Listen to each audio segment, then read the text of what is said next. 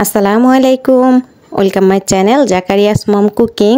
আজকে আপনাদের তৈরি করে দেখাবো চকলেট আইসক্রিম। কোনো রকম চকলেট বা আইসক্রিমের মোল ছাড়া এই চকলেট আইসক্রিমটা কিন্তু তৈরি করে নিতে পারেন। চলুন তাহলে দেখে নেওয়া যাক কীভাবে আমি এই চকলেট আইসক্রিমটা তৈরি করছি। এই জন্য আমি এখানে 10 টাকা দামের যে চকলেট বিস্কিটগুলো পাওয়া যায় সেগুলো 5টা নিয়েছি। আপনারা চাইলে যে কোনো ব্র্যান্ডের চকলেট বিস্কুট ব্যবহার করতে পারেন, কিন্তু অবশ্যই চকলেট বিস্কুট ব্যবহার করতে হবে।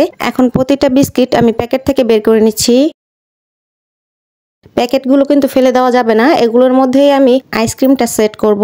সবগুলো বিস্কিট বের করে নেওয়া হয়ে গেছে।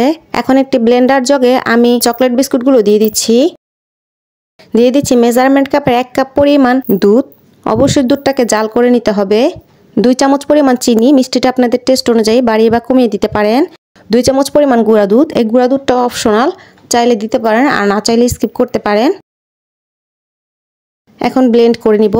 ব্লেন্ড করা হয়ে গেছে, আমি দেখিয়ে দিচ্ছি আইসক্রিমের মিশ্রণটা কীরকম হয়েছে। এখন যে বিস্কিটের প্যাকেটগুলো আছে সেগুলো একটি গ্লাসের মধ্যে নিয়ে নিচ্ছি।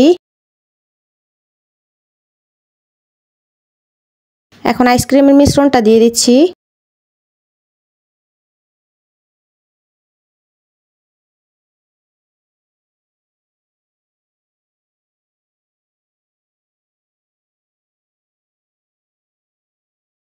সবগুলো প্যাকেটে কিন্তু দিয়ে দেওয়া হয়ে গেছে। এখন ফ্রিজে ডিপে রেখে দেবো 2 ঘন্টার জন্য।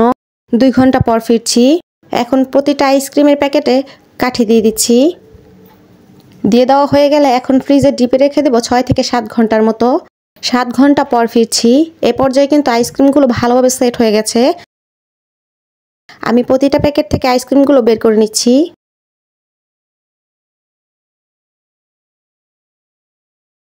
যারা আমার ভিডিওটি দেখতেছেন প্লিজ ভিডিওতে একটি লাইক দিয়ে চ্যানেলটিকে সাবস্ক্রাইব করে দিবেন।